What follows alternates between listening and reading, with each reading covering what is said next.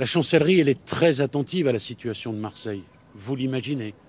Comme d'ailleurs le ministère de l'Intérieur qui a promis un renforcement en termes de policiers. Mais nous aussi, nous sommes au rendez-vous de cela. Monsieur, c'est 62 personnels supplémentaires qui sont arrivés en juridiction.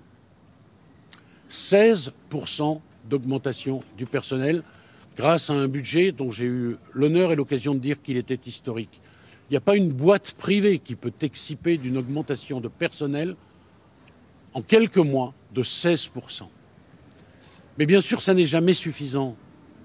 Et bien sûr, il n'y a pas de recette miracle. Il y aura d'ici le mois de septembre, dans les jours qui arrivent, 11 magistrats qui seront à pied d'œuvre. Et naturellement, c'est extrêmement important. Parce que nous le savons, et je n'ai jamais dit le contraire, la justice a besoin de moyens. Et puis je suis aussi extrêmement attentif à ce que les chefs de juridiction qui sont ici à mes côtés ont fait remonter aux chefs de cour souhaitent encore des magistrats supplémentaires et c'est favorablement que je répondrai dans les jours qui viennent à ces demandes parce qu'elles sont légitimes et nécessaires. Et pour que vous le sachiez, monsieur, ça ne me préoccupe pas d'aujourd'hui. Au mois de mars, j'ai demandé à ce qu'il y ait un audit réalisé par l'inspection générale de la justice sur la situation marseillaise pour essayer de la régler au mieux et le plus efficacement possible. Est-ce que c'est nécessaire ces effectifs supplémentaires? Hier, Madame la procureure a justement dit en conférence de presse qu'il y avait un problème d'effectifs ici à Marseille. Parce que vous dites qu'il y a 16% effectivement de personnel supplémentaire, mais ce n'est pas suffisant. Mais c'est ce que je viens de vous dire, monsieur. C'est exactement ce que... Mais monsieur, n'essayez pas d'opposer Madame la procureure et le ministre de la Justice qui vient vous dire qu'il est très attentif. Je ne vois pas ce que je peux vous dire de plus. Et au fond, la réponse est dans la question que vous posez. Je suis en train de vous dire que nous avons fait déjà un certain nombre d'efforts historiques. Historiques. Vous êtes un journaliste marseillais, je vous connais, vous connaissez les chiffres. Vous savez que jamais cette juridiction n'a été dotée en personnel comme elle l'a été depuis quelques mois. Mais je dis en même temps, ça n'est pas suffisant. Et puis ça n'est pas qu'une question d'arithmétique. On ne se dit pas, tiens, à Marseille, il faut tant. Il faut aussi réfléchir, entendre ce que disent les chefs de juridiction. Et entendre, monsieur, ça c'est essentiel, la spécificité marseillaise, comme il y a d'autres spécificités ailleurs. Partant de ce moment-là, 11 magistrats vont arriver. Je ne suis pas étranger à cette décision, vous l'imaginez.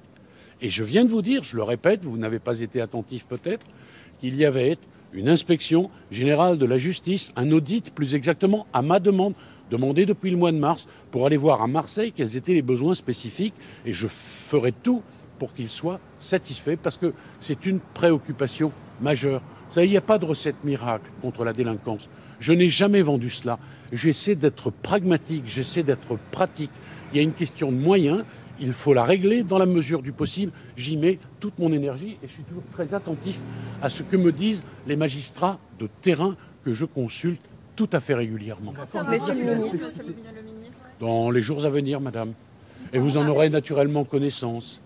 Donc d'ici le mois de septembre, on pourra... Dans les jours à venir, je ne peux pas vous en dire plus. Vous savez, l'inspection générale de la justice, madame, est une institution importante et extrêmement soucieuse de son indépendance et elle ne dit pas par avance au ministre quand elle termine ses travaux. Le ministre en a connaissance comme tout le monde, mais ce sera évidemment rendu public. Et puis, naturellement, les chefs de juridiction, les chefs de cour et moi-même, nous en aurons connaissance et nous en tirerons les conséquences qui s'imposent.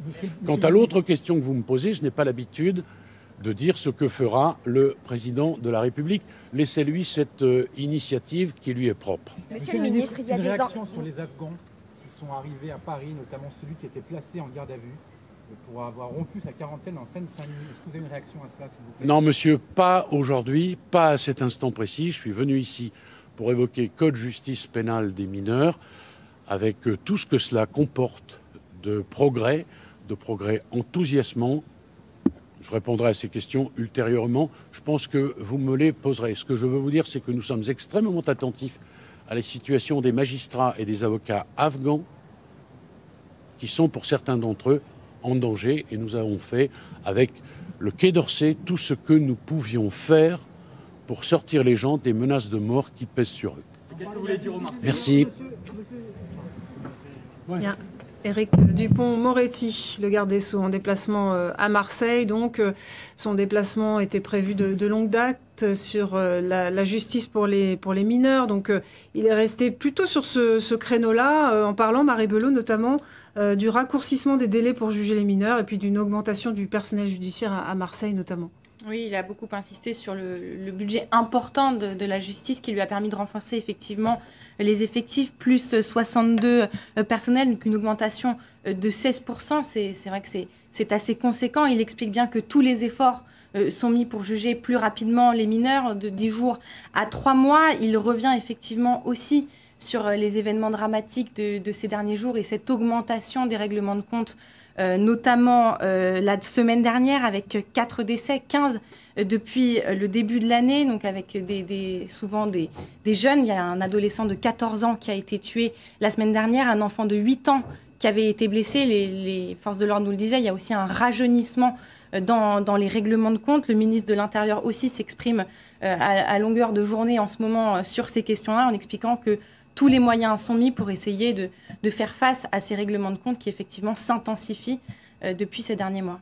Pierre Dumazeau, alors on a entendu Gérald Darmanin promettre un peu de moyens pour la police, Éric Dupond-Moretti dire on va donner un peu de moyens au personnel judiciaire. Est-ce que tout cela suffit à faire face à cette flambée de violence à Marseille? Manifestement non, parce qu'on l'a vu dans votre montage, c'est depuis Brice-Hortefeux qu'on promet des moyens et qu'on met des moyens, mais c'est pas suffisant. Quand Éric Dupond-Moretti dit qu'il faut des moyens pour la justice, oui, mais enfin, qui doit les réclamer, si ce n'est Éric Dupond-Moretti au président de la République? Donc déjà, il y a une première incohérence. Seconde incohérence, c'est qu'il faut agir sur l'ensemble de la chaîne pénale, d'où Gérald Darmanin et Éric Dupond-Moretti. Mais il manque des policiers, il manque des juges, il manque des avocats, tous les tribunaux sont engorgés, etc. etc. Donc quand le garde des Sceaux vient dire qu'il y aura une nouvelle législation, qu'il y a une date butoir au 30 septembre pour qu'elle soit mise en œuvre... Ça, c'est pour les mineurs. Oui, mais avec quels moyens on fait ça? Avec quels moyens on met en place? Parce qu'en un mois, on ne va pas recruter des juges supplémentaires, des avocats, des greffiers. Donc tout ça est extrêmement compliqué. Donc il y a un manque de moyens manifeste, mais sur l'ensemble de la chaîne pénale. Et c'est bien pour ça qu'aujourd'hui, ça ne marche pas. Donc on peut annoncer 60 policiers, on peut annoncer 2 juges, 1 magistrat. C'est que du sparadrap. Mathieu Desmoulins, alors non seulement le ministre de l'Intérieur était en déplacement la semaine dernière et donc a annoncé ses hausses d'effectifs, mais là, le garde des Sceaux et le président de la République la semaine prochaine, tout le gouvernement veut montrer, et le président veut montrer qu'ils prennent ce dossier marseillais très à cœur. Oui, ce dossier marseillais, ce dossier de sécurité, Pierre le disait encore il y a quelques minutes, c'est un point sur lequel le gouvernement est particulièrement attendu. On entend beaucoup les critiques de la part des familles politiques de droite, que ce soit les Républicains, que ce soit le Rassemblement national et au sein de l'exécutif.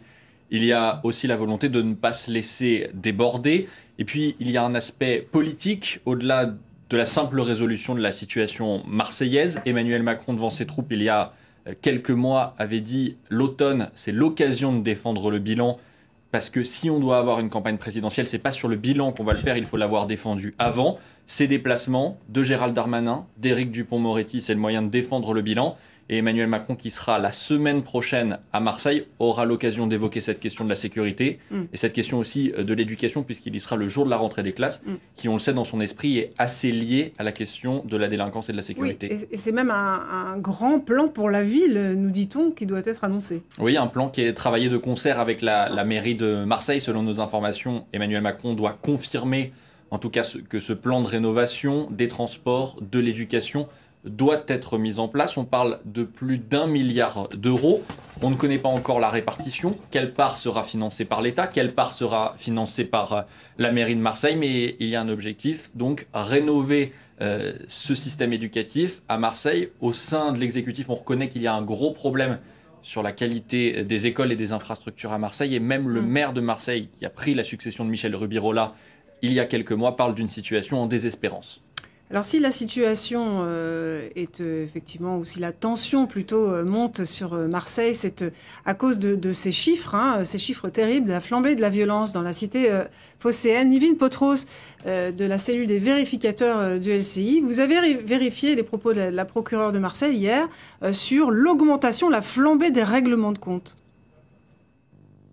Eh bien, selon la procureure de la République de Marseille, depuis le début de l'année, c'est 15 homicides liés à des règlements de compte qui ont lieu à Marseille et c'est 12 depuis le mois de juin. 2 week-ends ont été particulièrement meurtriers, le week-end dernier, mais également celui du 23 au 25 juillet. À chaque fois, c'est 3 morts qui sont à déplorer. Si on élargit ces chiffres aux tentatives d'homicide, on se rend compte de l'ampleur du phénomène puisque depuis le début de l'année, c'est 46 homicides ou tentatives d'homicide qui ont été enregistrés par les services de police. Alors, c'est loin de la triste année record de 2016. À l'époque, 29 personnes avaient été tuées. Mais ce qui choque cette fois, c'est l'âge des victimes. Elles sont de plus en plus jeunes. En moyenne, ces victimes, elles sont âgées de 25 à 27 ans. Et le 18 août dernier, c'est même un adolescent de 14 ans qui a été tué. À ses côtés, un enfant de 8 ans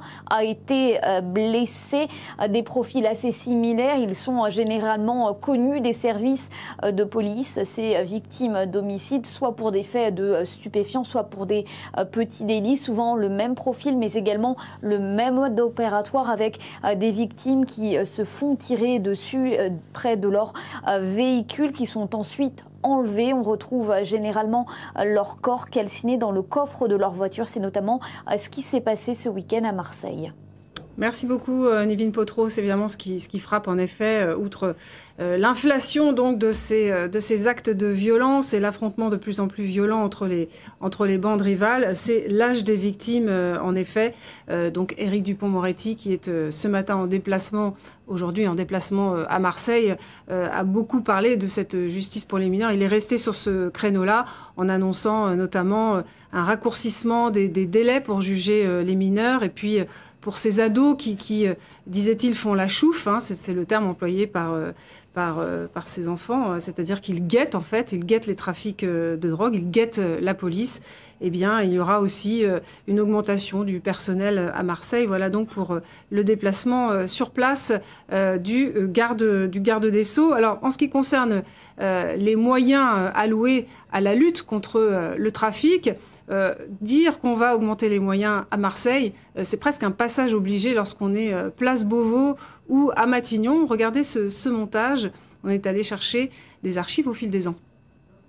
2 unités de force mobile supplémentaires seront mises en place. Depuis que nous avons mis en place des moyens supplémentaires, presque 200 policiers de plus, le sentiment de sécurité à Marseille est revenu. La délinquance et la criminalité prennent à Marseille de nouveaux contours. Nous avons donc décidé un renfort de 205 policiers et gendarmes. La sécurité est une priorité à Marseille et les renforts seront progressivement redéployés. Je suis venu pour annoncer des effectifs supplémentaires dans la ville de Marseille, 100 policiers supplémentaires. Mathieu Desmoulins, donc on a dit Emmanuel Macron sera à Marseille la semaine prochaine. À part les effets d'annonce, qu'est-ce qu'il peut faire de plus concrètement ?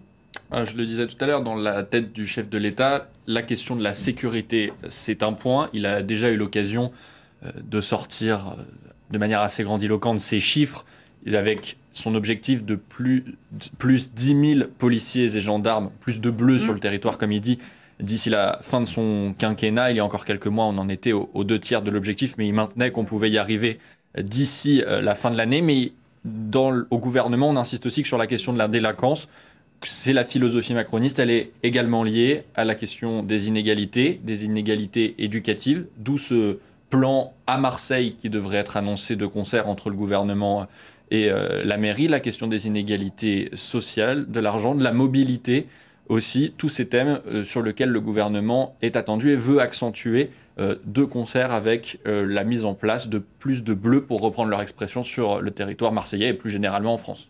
Et le ministre de l'Intérieur ce matin justement détaillait les renforts qui ont été déployés à Marseille ces derniers temps, plus 300 policiers, 2 unités de CRS, plus des opérations antidrogue et des saisies qui se multiplient. Et pour Gérald Darmanin, c'est ce qui explique aussi en partie, alors ça c'est l'explication de Gérald Darmanin, l'explication politique, c'est que ces opérations antidrogue qui se multiplient dans les quartiers, eh bien, ça gênerait le trafic de drogue. Il y a eu aussi des incarcérations de gros dealers, ce qui fait que ça provoque des guerres de territoire au sein des différents quartiers et que ça peut expliquer aussi d'une certaine façon l'augmentation des règlements de compte qui a eu lieu ces derniers temps, aussi parce que les policiers sont plus nombreux sur le terrain et qu'ils ont pour consigne d'aller faire des saisies et des opérations dans ces quartiers de Marseille. Nous avons en direct Bruno Bartocchetti, délégué unité SGP Police FO. Merci d'être avec nous. Alors, vous avez peut-être entendu le garde des Sceaux, Éric Dupond-Moretti, qui annonce le renforcement des personnels judiciaires, et notamment en ce qui concerne les mineurs, pour que les décisions de justice, par exemple, soient appliquées plus vite. Ça, c'est quelque chose qu'il a dit aussi, le raccourcissement des délais pour juger les mineurs. Est-ce que c'est quelque chose qui peut aider la police? Oui, bonjour. Oui, forcément, ça ne peut qu'aider la police. Je pense qu'il était quand même grand temps que notre ministre de la Justice vienne voir dans quel état nous travaillons sur un plan judiciaire et au niveau des procédures pénales qui sont très très lourdes. Maintenant, si c'est une annonce qui n'est pas suivie de fait, c'est sûr que ça peut être très gênant pour nous, parce qu'il y a longtemps que nous attendions quand même que le ministre de la Justice fasse son tour de France pour aller voir dans quel état se trouvent les tribunaux. Vous avez aujourd'hui, je ne suis pas le représentant de la magistrature, mais vous avez des magistrats qui ont envie de sanctionner sévèrement, qui le font, et qui ne peuvent pas appliquer les peines par faute de moyens. Vous avez aujourd'hui, parce qu'on parle bien sûr du redéploiement de la police nationale, visible sur le terrain, il la faut, et on dérange sérieusement bien sûr les réseaux de stupéfiants, mais vous avez aujourd'hui une pression qui n'est pas visible, mais qui est énorme, qui s'exerce sur les épaules des officiers de police judiciaire. On leur demande de travailler rapidement, et à la sortie, les sanctions, elles ont du mal à s'exprimer. Donc, qu'on nous laisse le temps de travailler sur du long terme, que les sanctions soient prononcées de manière ferme, et déjà on y verra plus clair. Maintenant, on ne va pas reprocher, bien sûr, au ministre de la Justice de venir à Marseille, mais on l'attendait depuis bien longtemps. Si, alors, parlons précisément des mineurs, si vous voulez bien, puisque visiblement, les jeunes qui sont impliqués dans ces trafics, dans ces règlements de compte même, sont de plus en plus jeunes. Alors, Éric Dupond-Moretti, il a proposé, c'est la loi qui va le proposer, que ces mineurs soient jugés dans un délai de 10 jours à 3 mois, ce qui serait beaucoup plus rapide. Est-ce que ça peut avoir un effet dissuasif, selon vous ? Oui, alors bien sûr, on ne va pas rejeter bien sûr cette idée-là qui est très intéressante. C'est vrai qu'aujourd'hui, comme on l'a compris, si des mineurs de 15 ans sont, enfin, vous avez des garçons de 13-14 ans qui se font tirer dessus dans le cadre des règlements de compte, si ces jeunes-là sont sur le marché des stupéfiants, c'est aussi parce qu'il n'y a pas de réponse pénale adaptée au vu de leur âge. Et c'est un bon début de pouvoir justement sanctionner rapidement à l'endroit de ces jeunes mineurs délinquants. Et évidemment, c'est quand même aussi une bonne mesure d'entendre ceci, en espérant que ces mesures-là seront suivies d'effet.